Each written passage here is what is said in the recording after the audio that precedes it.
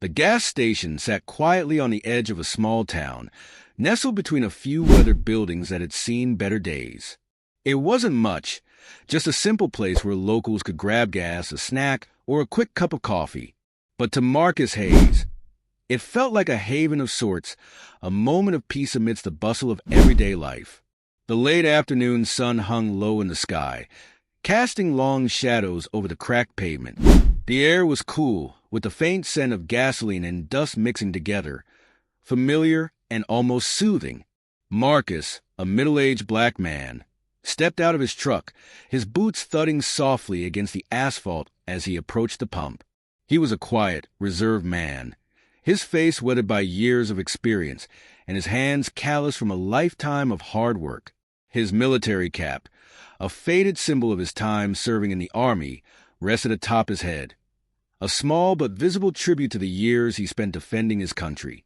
He wasn't one to boast about his service, nor did he seek recognition. But there were days when the weight of it all felt heavy, and the cap served as a reminder to himself, if no one else, of the sacrifices he had made. Marcus had lived in this town for most of his life.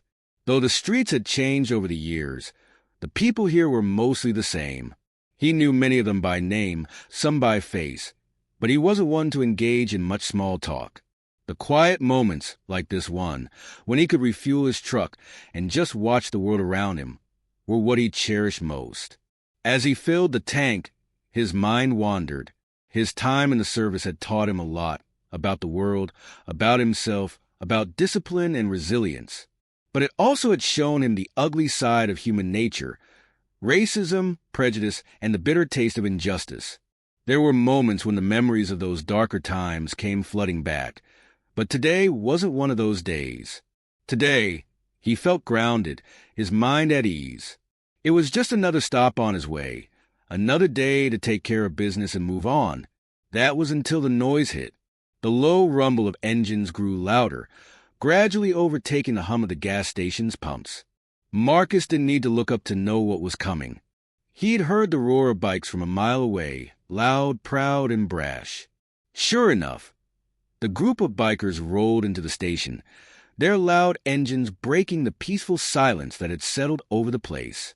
Their bikes were big and imposing, chrome glinting in the sunlight, and each rider wore leather jackets adorned with patches, tattoos, and insignias that spoke of a rough-and-tumble lifestyle. They weren't here for gas or snacks. They were here to make an entrance. Marcus kept his head down, focusing on the task at hand, refusing to let them disrupt his moment of calm. He could feel their eyes on him, though. There were always eyes, and there was always judgment, though not always spoken aloud. He had grown used to it over the years. He wasn't some young man anymore, eager to prove something or stand up for every slight. He'd learned that sometimes the best response was to remain silent. But these bikers, they weren't content with silence. "Look at that," one of them called out, his voice loud enough for Marcus to hear.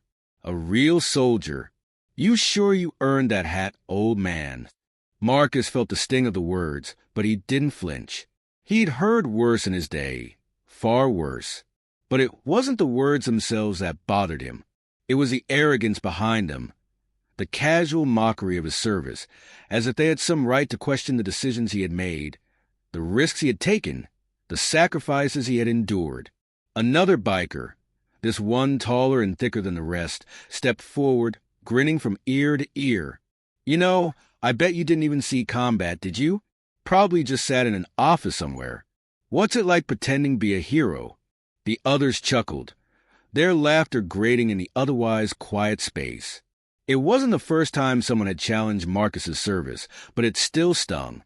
He could feel his pulse quicken, his hand tightening around the nozzle. He took a slow breath, focusing on the motion of his fingers as he continued to fuel his truck, refusing to meet their eyes. The bikers didn't let up, though. They circled around him like vultures, each one offering a new insult or mocking comment. "Hey, buddy, you know we fought in wars too, right? Probably fought a lot harder than you did. What was it, Korea? Vietnam? Where's your real combat experience?" They didn't know him. They didn't know what he had seen, what he had done, the lives he had touched. But they didn't need to. To them, he was just another target, another opportunity to flex their bravado and show off their tough guy personas. Marcus took another slow breath, his eyes narrowing. He wasn't angry, not yet, but he could feel the tension building, a tightness in his chest that told him the situation was escalating, and not in a good way. He had seen this before. The way people tried to tear down those who had served, the way they tried to invalidate their sacrifices. It wasn't new, but for some reason, today it felt different. Maybe it was because he was tired of the judgment, tired of the prejudice, tired of the constant need to prove his worth to people who would never understand. But he wouldn't rise to it. He wouldn't give them that satisfaction. Instead, he finished fueling his truck, stepped back, and grabbed the receipt from the pump. He glanced at the bikers once more, but his eyes were steady, his face unreadable. He didn't need to say a word. They could continue their taunts if they wanted to, but he wasn't going to give them the fight they were looking for. Just then, he caught sight of something out of the corner of his eye, a familiar figure moving toward the door of the gas station. It was the owner, Jack Matthews, an older man with a gruff voice and a history of his own. Marcus had known Jack for years, having crossed paths often enough through mutual acquaintances and the occasional veterans event. Jack wasn't one to back down from a confrontation, but he wasn't one for unnecessary drama either. Marcus wasn't sure what Jack would do, but he could sense something in the air. The same sense that had warned him before, the same instinct that had kept him alive in more dangerous situations than he cared to count. He didn't know it yet, but help was already on the way. The bikers' laughter grew louder as they circled around Marcus, their jeers filled with a mix of contempt and mockery. Each man seemed to take turns pushing the boundaries further, eager to get a reaction from the quiet veteran. Marcus stood still, his focus unwavering as he continued to pump gas into his truck. The steady flow of fuel seemed to ground him, keeping his thoughts centered despite the noise that swirled around him. "Hey, soldier boy," the tallest of the group called out, his voice dripping with sarcasm. "You sure you can still remember what you did? Or are those old war stories all just a little too foggy now?" The comment cut deeper than most.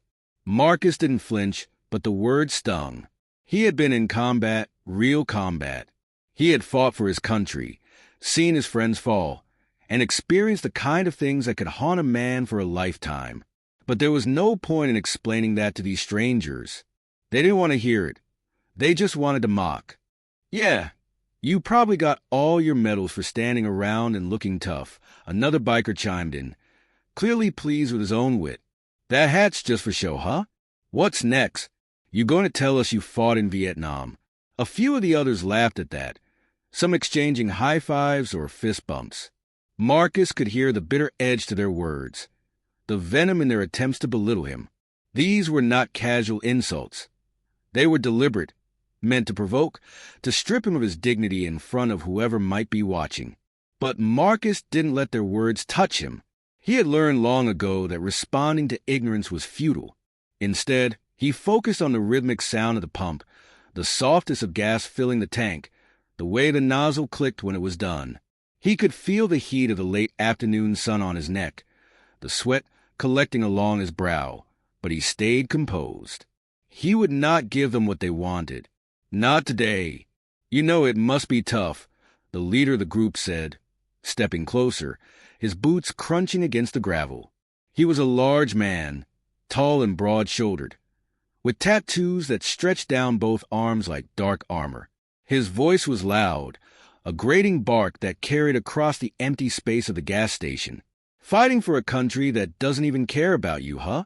What did you think was going to happen when you came home? You think anyone's grateful for your service?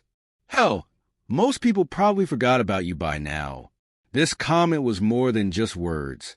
It was a provocation. They weren't just mocking his service anymore. They were questioning his place in the world as though his efforts, his sacrifices, didn't matter at all. Marcus could feel the frustration begin to rise within him, the old anger that had simmered for years, but he fought to keep it in check. One of the other bikers, a shorter man with a scruffy beard, walked up to Marcus and leaned in close. "You don't even belong here, do you? Not in this town.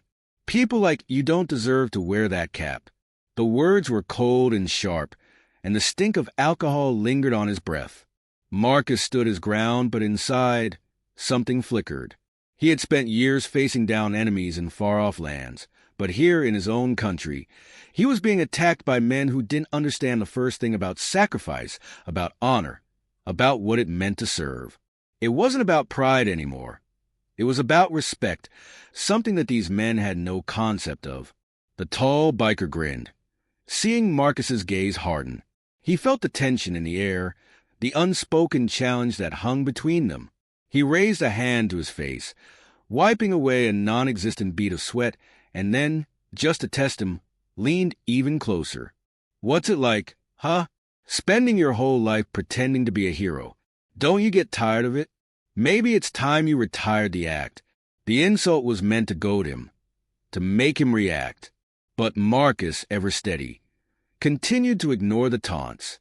His grip on the gas nozzle remained steady, even as his jaw clenched, the muscles tightening beneath the skin. The rest of the bikers seemed to sense the change in the air. They circled in closer now, their words growing bolder, louder. There was a palpable sense of aggression, the kind that one could feel even without understanding all the reasons behind it. These men had chosen to make him their target, and they weren't going to stop until they had broken him. At least, that's what they thought. Marcus didn't flinch when the bikers began to make crude gestures at him, mocking military salutes and making exaggerated bowing motions. They were the type of men who found humor in cruelty, who believed that their loud, brash antics made them untouchable, superior. The jokes were predictable, but they still stung. The constant barrage of insults, the laughter that followed, it was all wearing him down, testing his patience. Out of the corner of his eye, Marcus noticed the gas station owner, Jack Matthews, standing inside the small convenience store, his hand resting on the counter as he watched the scene unfold.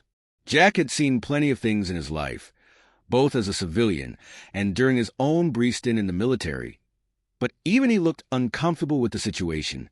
He could tell that Marcus was trying to hold it together, that the veteran was pushing back his instinct to snap. Jack took a deep breath and reached for the phone. He didn't want to escalate the situation unnecessarily, but something about this felt different. There was a kind of menace in the biker's tone, a palpable sense that things might get out of hand if left unchecked. Jack had known Marcus for years. He had served alongside him back in the day, and he knew what kind of man he was. He wasn't the kind to back down, but Jack also knew that Marcus had his limits. With a quick, deliberate motion, Jack dialed the sheriff's office, explaining the situation in as few words as possible. He wasn't asking for a heavy-handed response, just a presence, something to let these bikers know that they weren't above the law. The sheriff's office assured him help was on the way. Back outside, the situation was spiraling. The bikers, sensing the rising tension, pushed harder. The leader of the group, eager to test the waters even more, took a step forward, his chest puffed out in front of Marcus. "You gonna keep ignoring us, old man? Or are you gonna show us that big, tough military guy inside?" We don't take kindly to being ignored.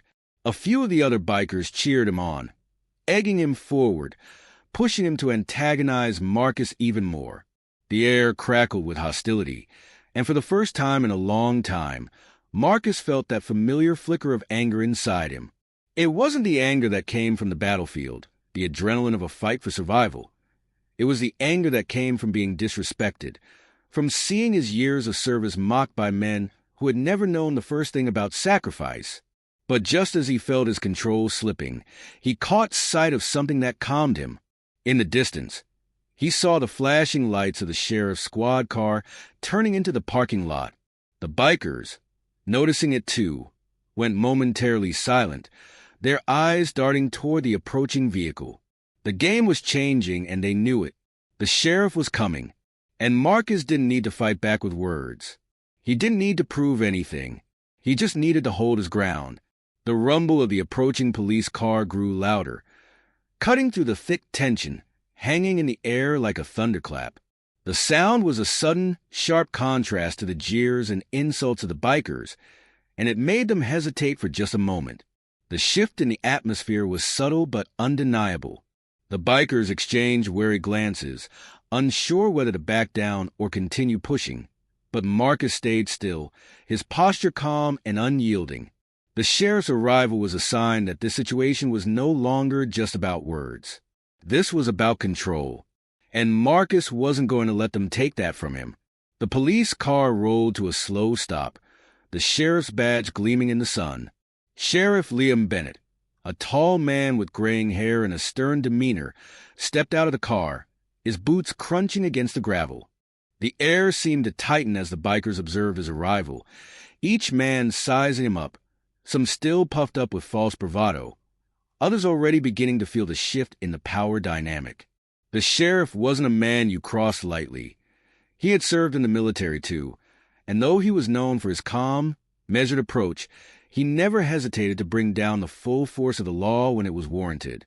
Bennett looked at the scene before him. Taking in the group of bikers standing in a semicircle around Marcus, their loud chatter slowly dying down as he approached. His eyes flicked toward Marcus for a moment, offering him a brief nod of recognition. The sheriff had known Marcus for years. They had both served in different branches during the same era, though their paths hadn't crossed in combat. Still, Bennett respected the man. Marcus had earned his stripes in ways most people would never understand. The leader of the bikers, the tall one with the tattoos and the sneering grin, was the first to speak up, clearly thinking that he could out-talk the sheriff. "What's the deal here, Sheriff? We're just having a little fun, and this guy," he motioned toward Marcus with a wide gesture, "can't take a joke. It's not like we're doing anything illegal." Bennett didn't flinch at the challenge. His eyes were calm, but there was a sharpness there that cut through the bravado. "I'm not here to listen to excuses," he said, his voice carrying the weight of authority. "I'm here because we've got a situation that's escalating, and unless you want things to get a lot worse for you, I suggest you all take a step back." The bikers bristled, but none of them made a move, at least not yet. They were used to intimidating people, but the sheriff wasn't someone you could scare with empty threats. Still, there was a palpable tension as they tried to gauge the sheriff's next move. "I'm going to ask you all to calm down," Bennett continued, his eyes narrowing as he surveyed the group. "This man here," he gestured toward Marcus, "is a veteran, a man who served his country, and I don't take kindly to anyone disrespecting that." At this, the bikers exchanged uncertain glances.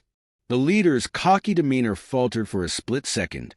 It was as if he had forgotten momentarily that there was more at stake here than just testing the limits of their bravado. He seemed to reconsider his next words carefully. "Come on, Sheriff. We were just messing around," the leader said, his voice now lacking its former confidence. "No harm meant. We're just blowing off some steam, you know? We've all been there. Guys like him think they own the place just because they wore a uniform." The other bikers snickered nervously, but the sheriff wasn't buying it. He crossed his arms, his gaze locking with the leader's, unyielding. "I've heard enough," he said, his voice turning firm. "You're out of line. And what's worse, you're using your size and your voices to intimidate someone who doesn't want to fight.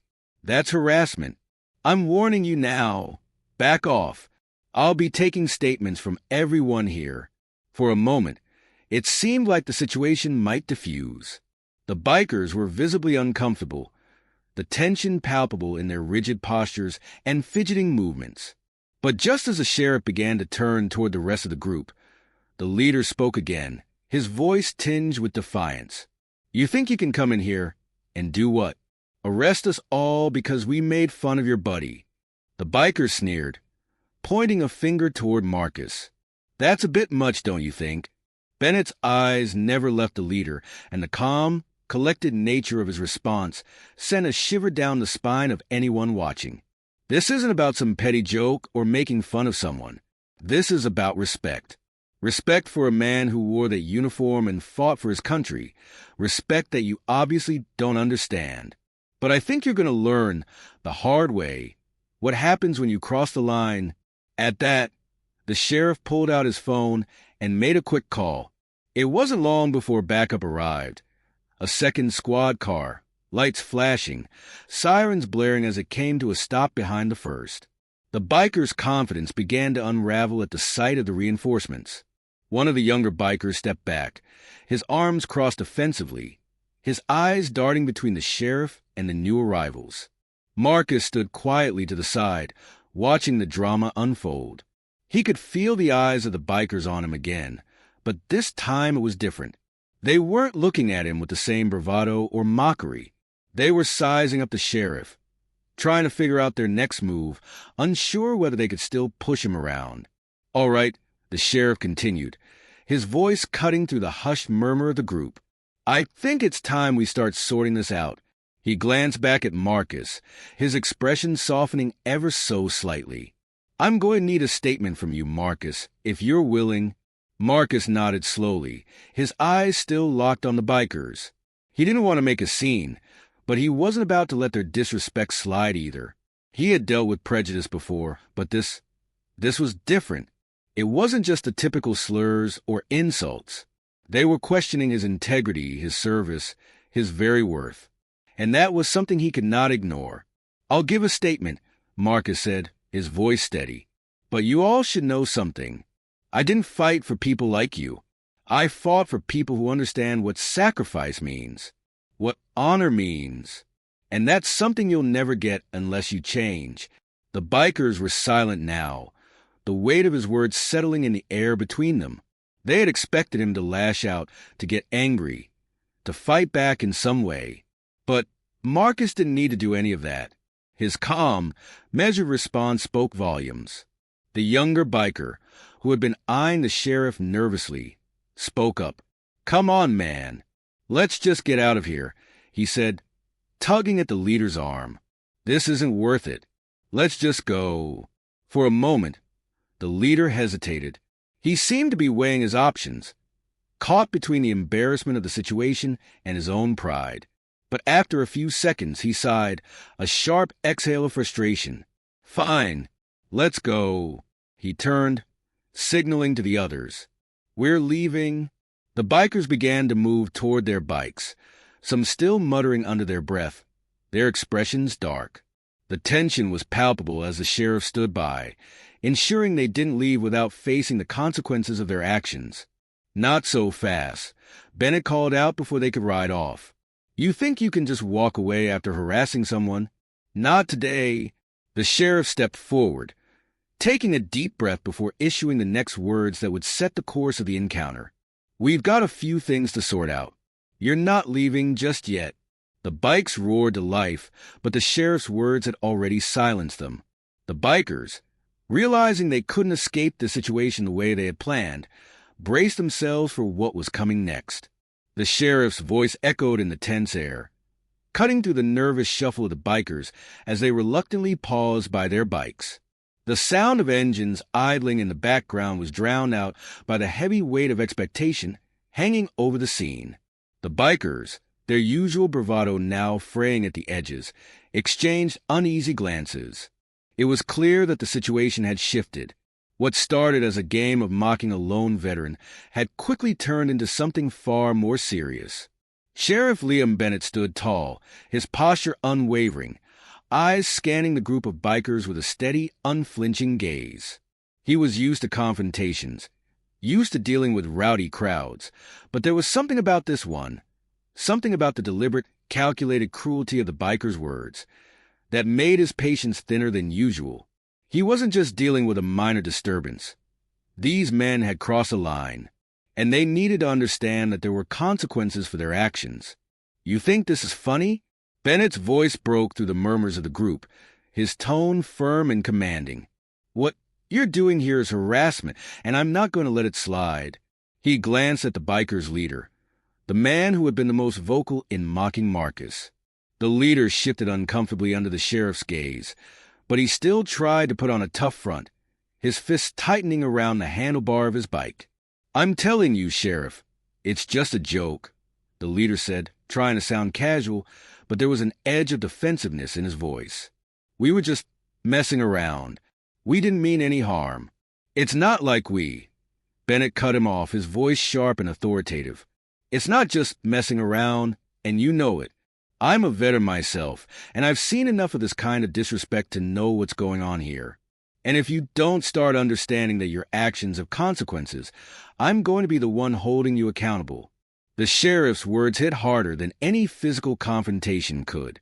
The leader of the bikers, who had been so sure of his superiority moments before, now stood frozen, his bravado flickering like a dying flame. His eyes darted toward the other bikers, seeking validation, but none of them offered any. The tension in the air was thick enough to cut with a knife, and the realization that they had miscalculated their power was beginning to settle in. But the sheriff wasn't done. Marcus here has been through more than you can imagine. He fought for this country, for all of us, so you could have the freedom to act like this. You owe him an apology. And if you don't want to make that right, then we're going to have a very different conversation. Bennett's gaze never wavered as he spoke, his tone unwavering and filled with the weight of years spent in law enforcement. Marcus stood a few feet away, silently observing the confrontation. He hadn't said much, but his presence was enough to shift the balance of power. He had nothing to prove to these men, nothing to justify. His dignity, his years of service, spoke for themselves. And yet, there was something cathartic about hearing the sheriff stand up for him, about hearing his worth validated by someone who understood the sacrifice, the unseen cost of service. The respect was evident in the sheriff's words, and it was something the bikers clearly hadn't expected. The leader of the bikers shifted his weight from one foot to the other, his hands twitching in the air as if searching for something to say, something to regain control of the situation. But the words didn't come. Instead, he seemed to deflate, his shoulders slumping slightly, as if the wind had been knocked out of him. The reality of the sheriff's authority was hitting him hard, harder than any mockery could have. "Listen," the leader began, his voice less sure now. "We didn't know he was—" "Doesn't matter," Bennett interrupted. "What matters is that you treated him like less than a man. You humiliated him for no reason. I don't care whether you knew he was a veteran or not. That doesn't excuse the behavior. You've all got a lot to answer for." The bikers remained silent, the weight of the sheriff's words sinking in. They were trapped, caught between their pride and the reality of their actions. But the truth was, they were out of their depth. The sheriff wasn't just another local cop who might turn a blind eye. He was a man who had earned his own stripes, a man who commanded respect, and he wasn't about to let them walk away from this unscathed. Just then, the sound of another car pulling up sliced through the tension. A second squad car, lights flashing, cruised to a stop in front of the gas station. The arrival of backup signaled a clear escalation. The second officer, Deputy Ella Ruiz, a sharp-eyed woman in her mid-30s with dark hair tied back in a no-nonsense ponytail, stepped out of the car, glancing briefly at the scene before walking toward Bennett. "We got this, Sheriff," she asked, her tone professional but alert. She had seen Bennett handle difficult situations before, but something about this one felt different. The biker's behavior had been more than just a nuisance. It had crossed into something darker, something personal. Bennett gave her a nod, his jaw tight. "Just about," he said, his eyes never leaving the bikers. "I've already warned them. Now, we deal with the rest." Deputy Ruiz moved to stand beside Bennett, her presence adding another layer of authority to the situation. The bikers, now fully aware that they were no longer in control, exchanged looks again. It was clear that the moment had passed. The sheriff and his deputy weren't just law enforcement. They were a united front, and the bikers had nothing left to counter with. The leader, now visibly uncomfortable, ran a hand through his short hair. "All right, Sheriff, we're just going to go," he said, attempting to retreat, but his voice lacked conviction.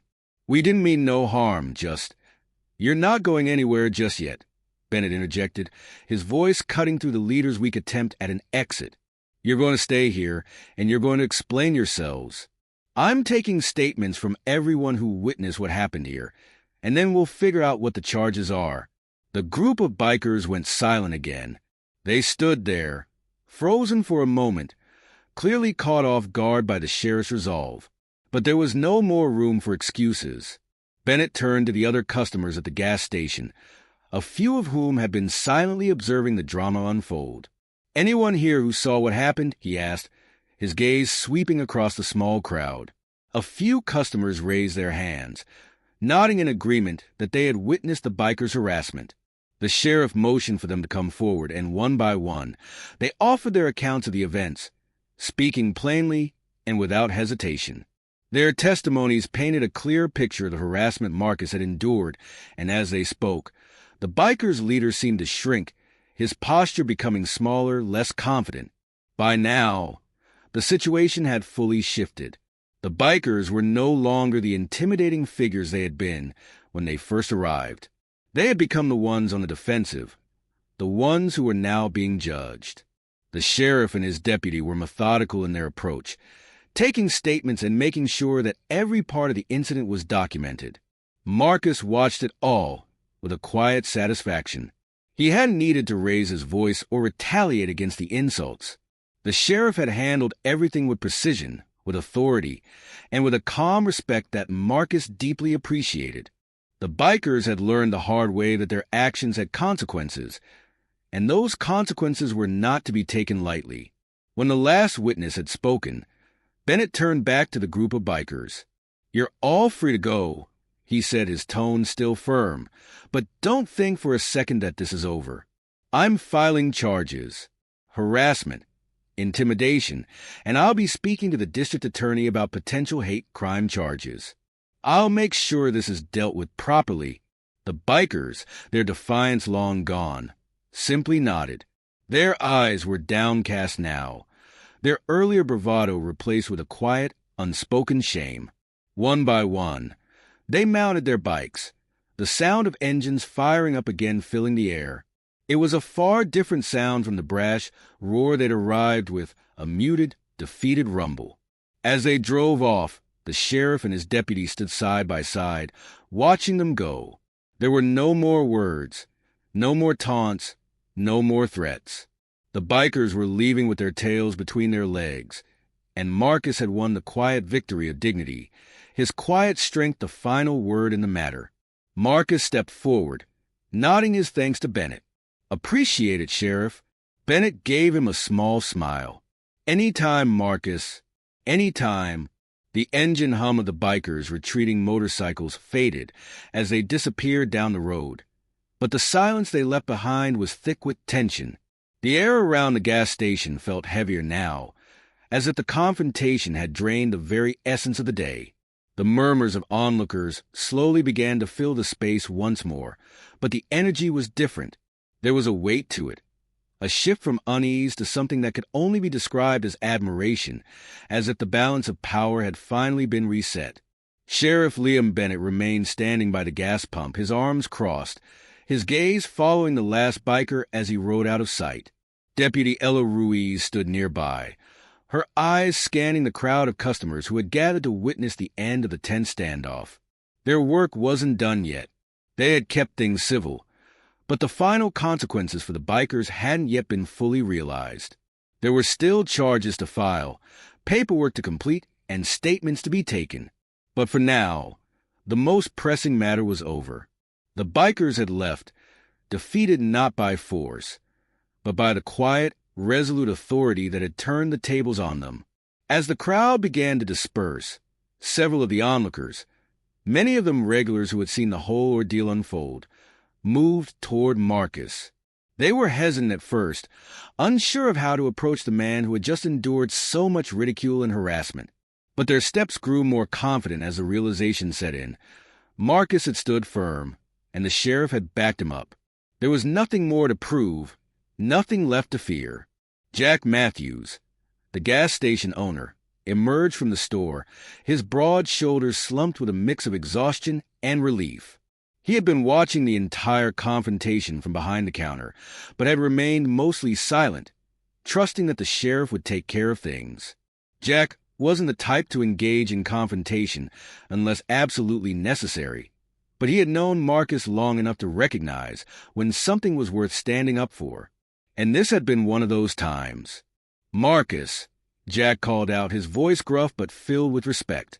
"You all right?" Marcus nodded, a quiet smile tugging at the corner of his lips. The anger from earlier had already dissipated, replaced by a sense of calm.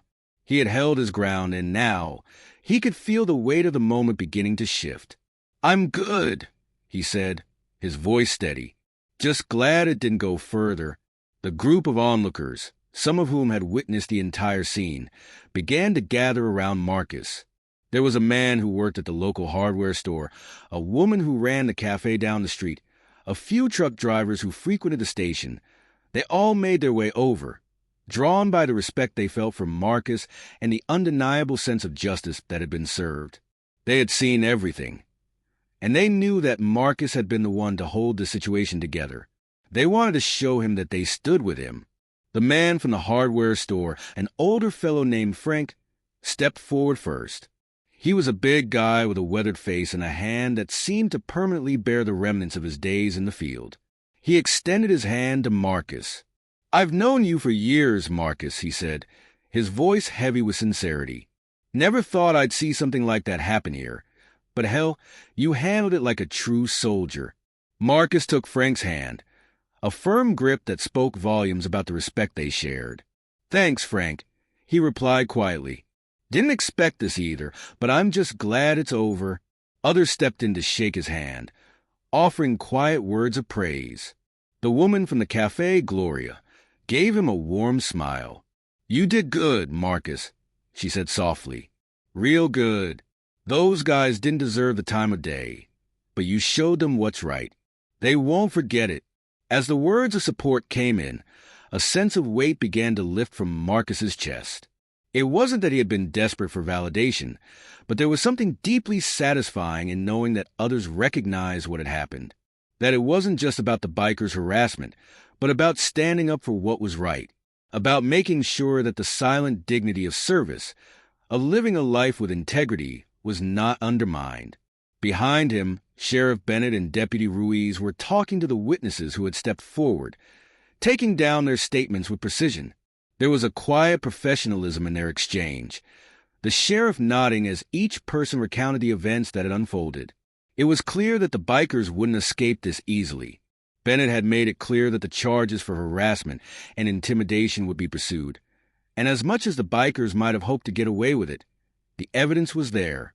They would be held accountable. As the last of the witnesses finished up, Bennett stepped toward Marcus, his expression thoughtful.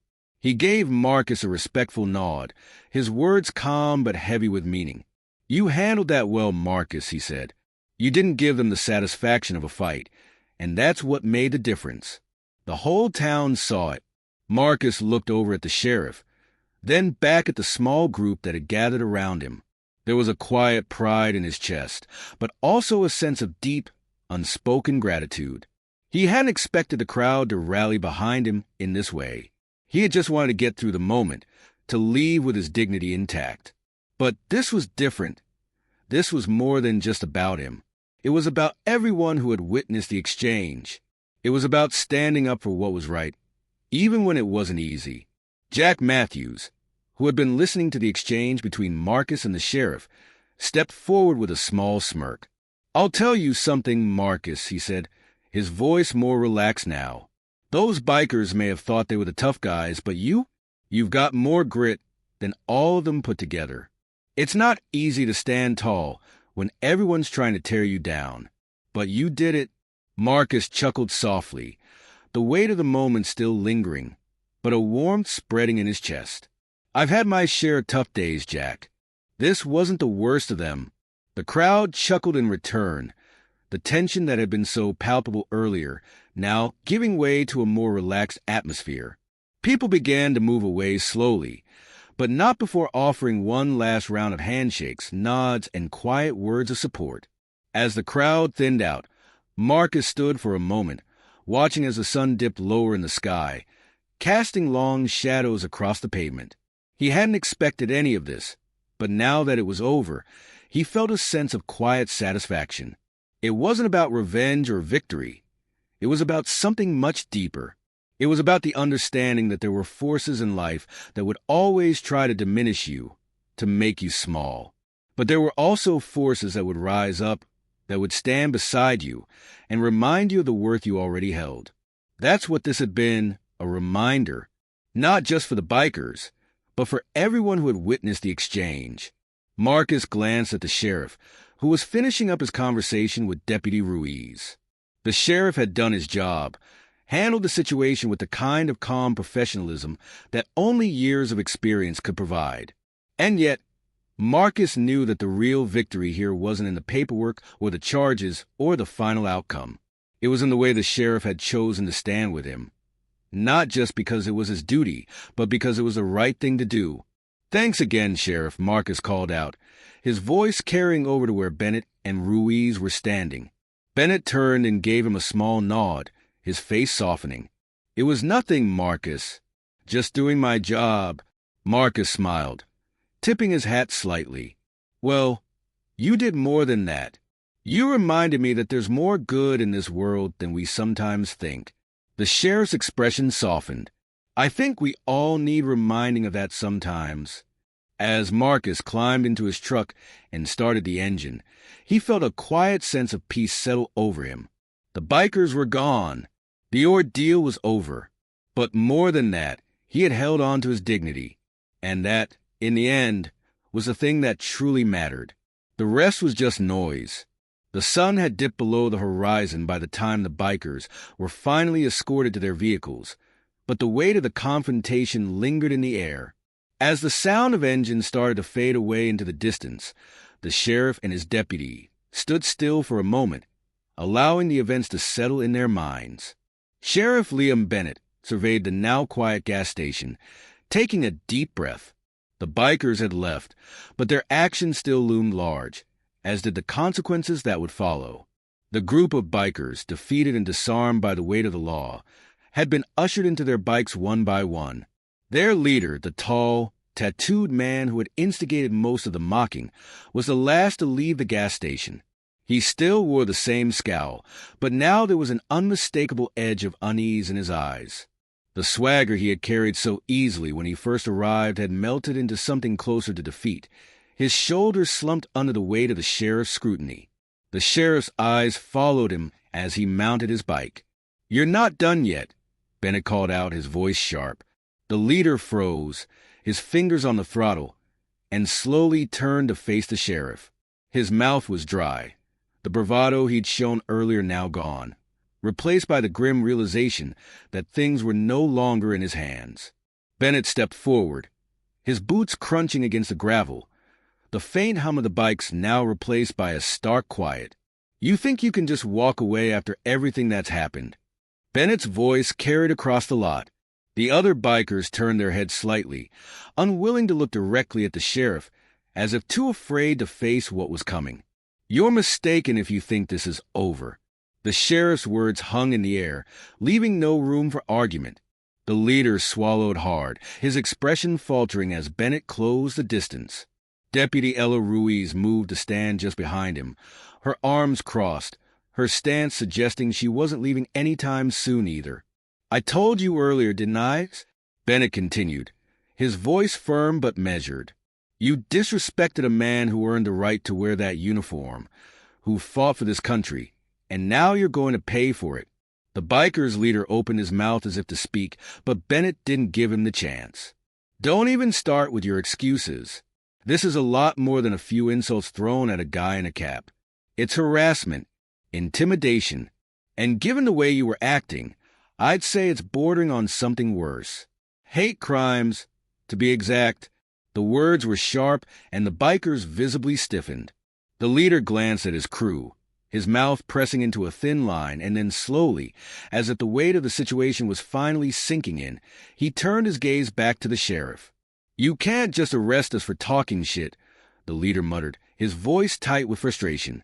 "What about freedom of speech?" Bennett's expression was unreadable, but his tone was unwavering. "Freedom of speech doesn't give you the right to harass someone. Freedom of speech doesn't mean you can get away with degrading a man's dignity. You think a few words are harmless? No. Words like that have consequences. Actions like that have consequences. And I'm going to make sure you face them." There was a brief, almost imperceptible pause. The leader was too proud to apologize, and his defiance burned just below the surface. But even he could see that the situation had escalated beyond his control.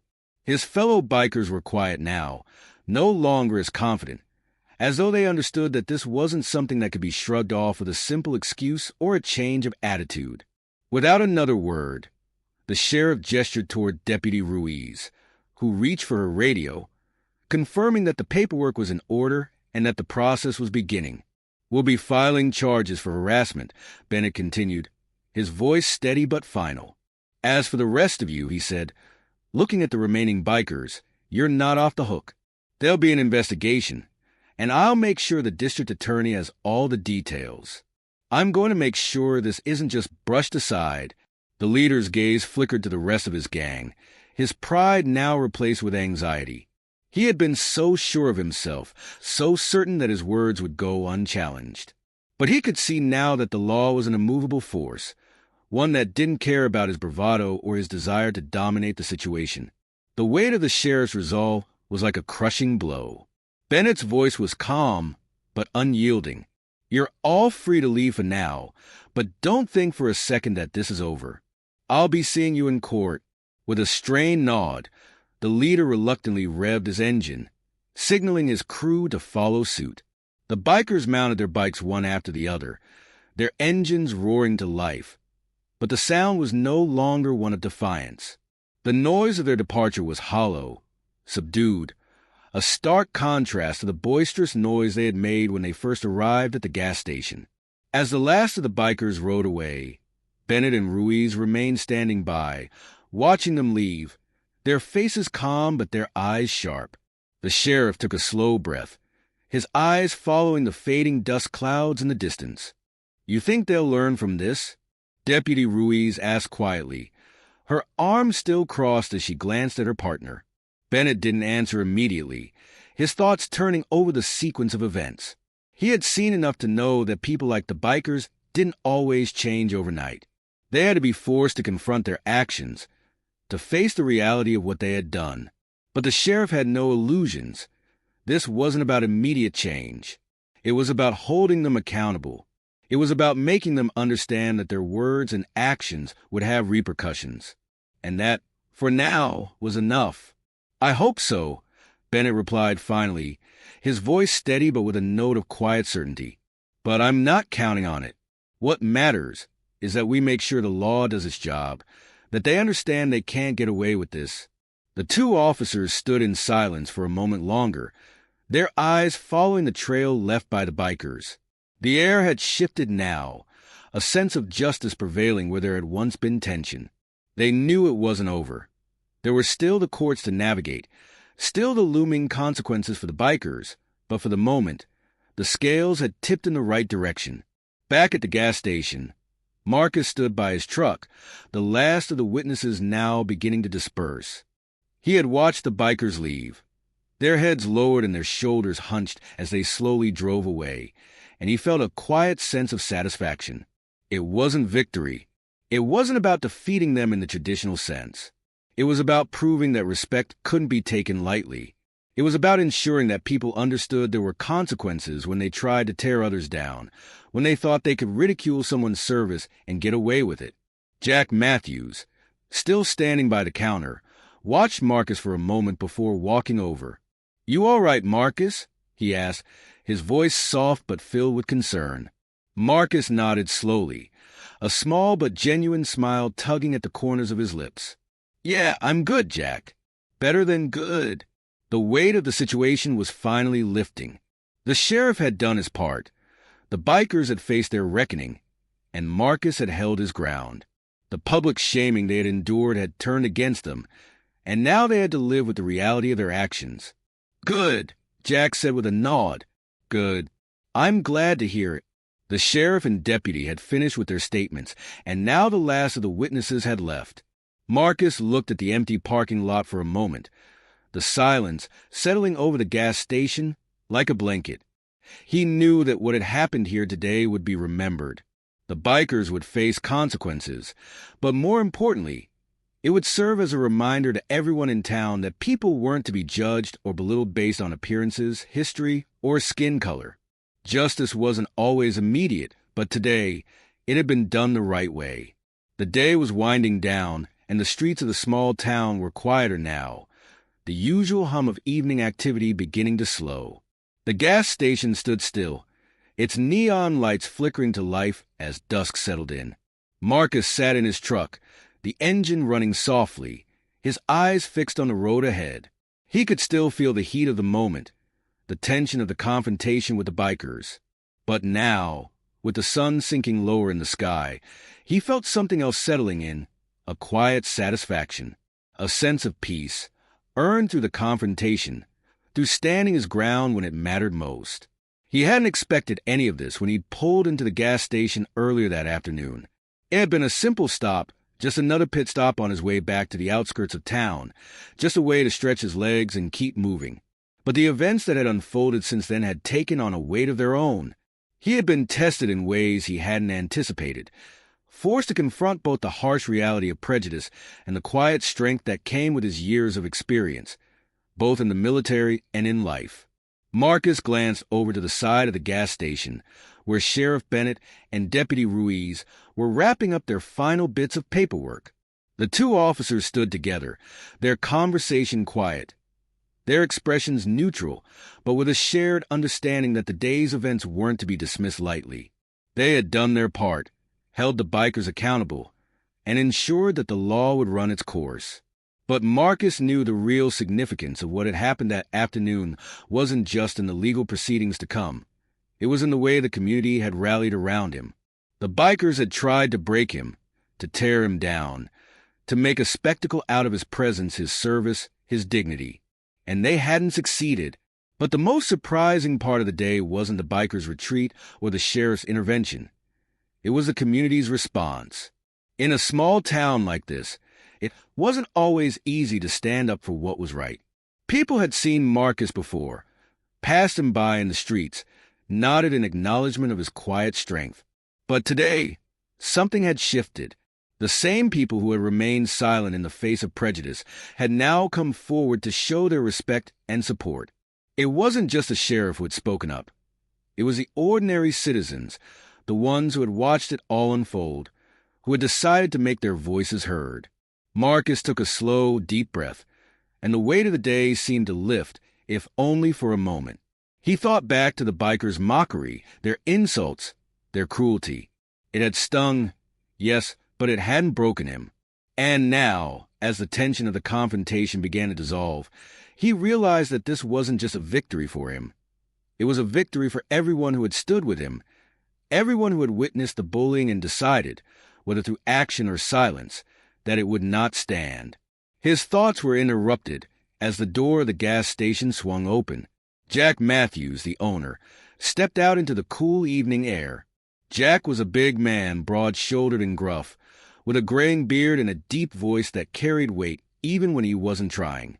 He had watched the entire exchange from behind the counter, his gaze unwavering, his thoughts clearly aligning with his actions. He had never been one to back away from a fight, but he also wasn't one to stir things up without reason. When it mattered, though, Jack stood firm. And today, Marcus could see that his presence had made a difference. Jack walked toward the truck, his boots crunching against the gravel. "You doing all right, Marcus?" he asked, his voice softer than usual. It wasn't an unfamiliar question, but the way Jack asked it now held an extra weight. There was a shared understanding that they had both seen the ugliness that people could carry, but there was also the recognition that it had been confronted and defeated. Marcus smiled slightly, a weary but genuine smile.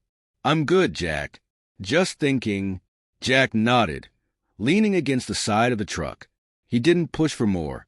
Jack understood that silence often spoke louder than words, especially when a man like Marcus was trying to process everything that had happened. They stood in quiet for a moment, watching as the last of the evening light faded from the horizon, the streetlights flickering to life. "You know," Jack said after a pause, his tone casual but with a hint of something deeper, "I've known you a long time.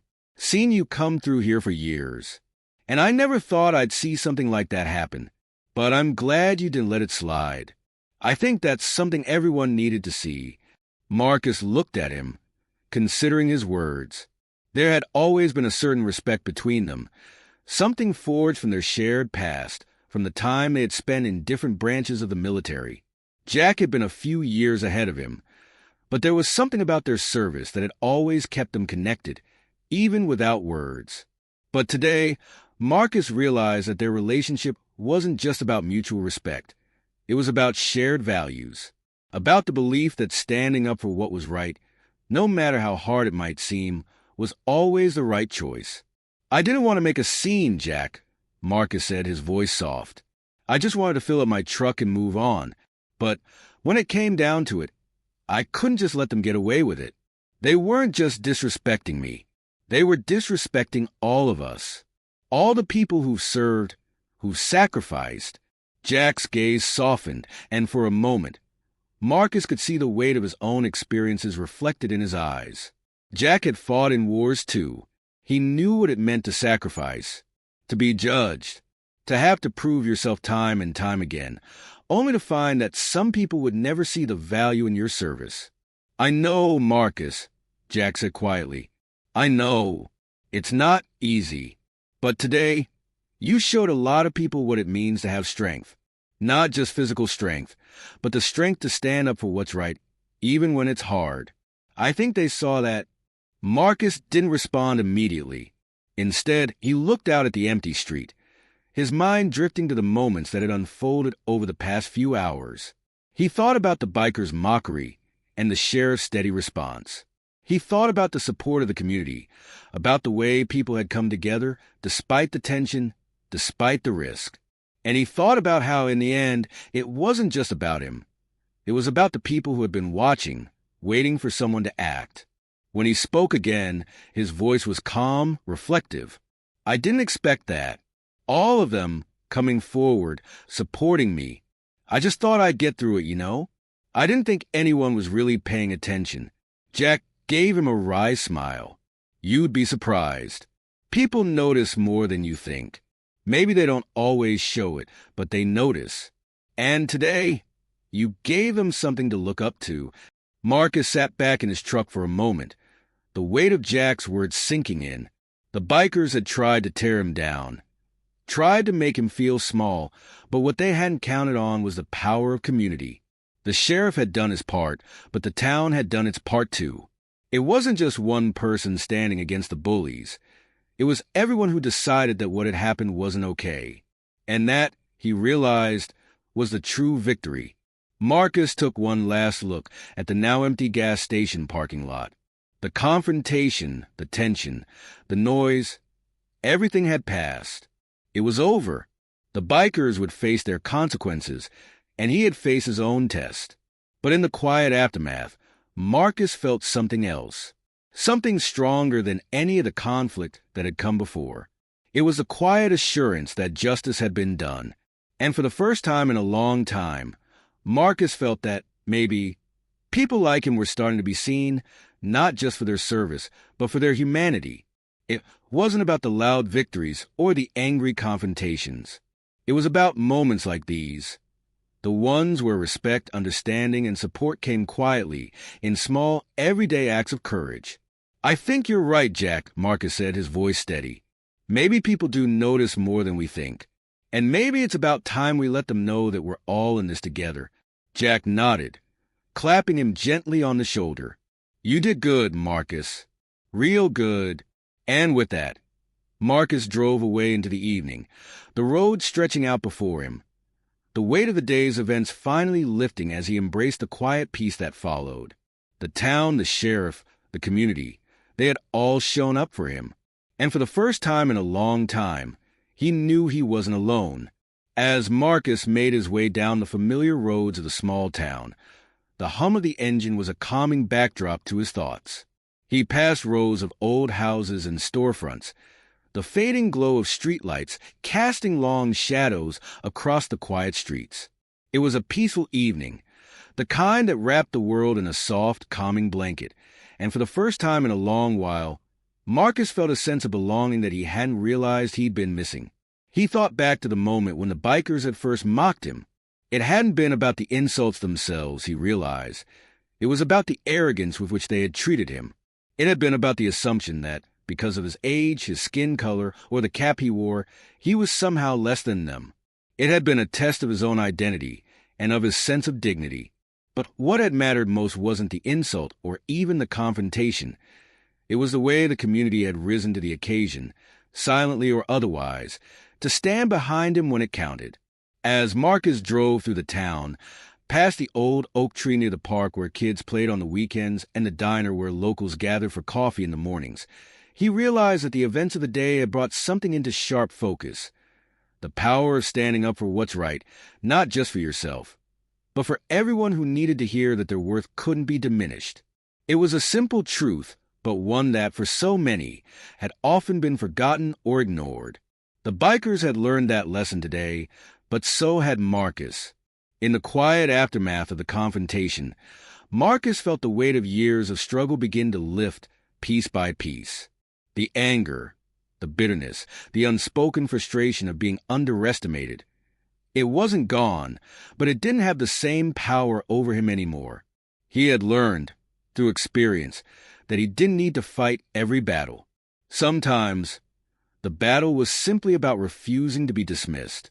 Sometimes, standing still, standing tall, and letting others witness the truth of who you were was more powerful than anything else.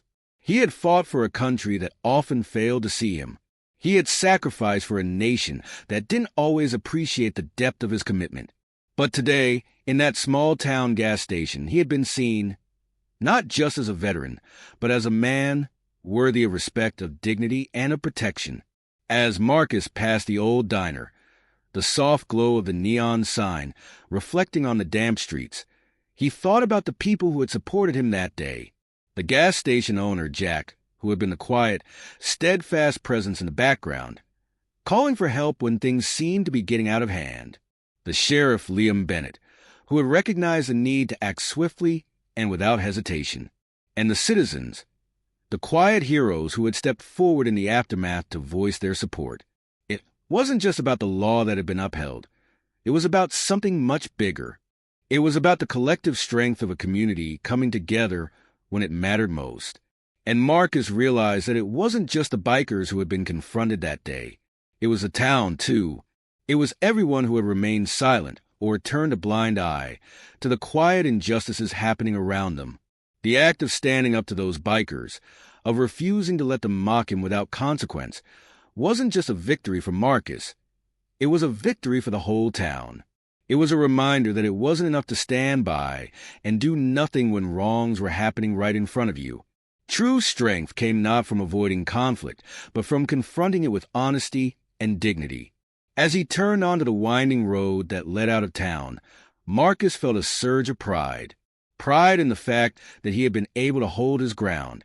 Pride in knowing that the community had seen him for who he truly was, not as a stereotype, but as a man of strength, character, and integrity. And most importantly, pride in the simple yet profound realization that the road ahead, though uncertain and often difficult, was one he would walk with his head held high. The world wasn't perfect. Far from it. He knew that there would always be people who judged him based on the color of his skin or the uniform he had worn. There would always be those who dismissed his humanity, his worth, simply because they hadn't walked in his shoes. But as Marcus drove through the quiet streets of the town he called home, he realized that he no longer needed to convince anyone of his value. He had nothing left to prove. His actions had spoken for him that day, as they had in the past, and they would continue to do so. It wasn't the grand gestures or the moments of glory that defined a man's character, Marcus thought. It was the quiet moments, the ones when no one was watching, when the world was waiting for you to fall or back down, that truly revealed who you were. And today, for the first time in a long while, he had been proud of the man he had become. Not because he had triumphed over the bikers, but because he had stayed true to himself, because he had stood firm in the face of hostility, and had come out the other side stronger and more resolute than ever. As he passed the familiar landmarks of his town, Marcus felt a deep sense of peace settle over him. The world wasn't perfect, and maybe it never would be, But the truth was, the world didn't need to be perfect for him to find his place in it. It didn't need to be perfect for him to stand his ground and demand the respect he deserved. The road ahead was long, but Marcus had walked it before. And as he turned the corner, his headlights illuminating the path before him, he felt certain of one thing.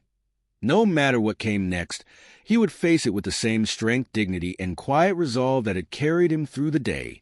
The bikers had learned their lesson, but more importantly, the community had learned theirs as well. And Marcus, with the support of those who truly understood, would continue to walk through the world with his head held high, knowing that in the end, respect and honor weren't earned by force. They were earned by standing true to who you were, no matter the challenge. And in that quiet certainty, he found his peace. The journey was far from over, but Marcus Hayes was ready for whatever lay ahead.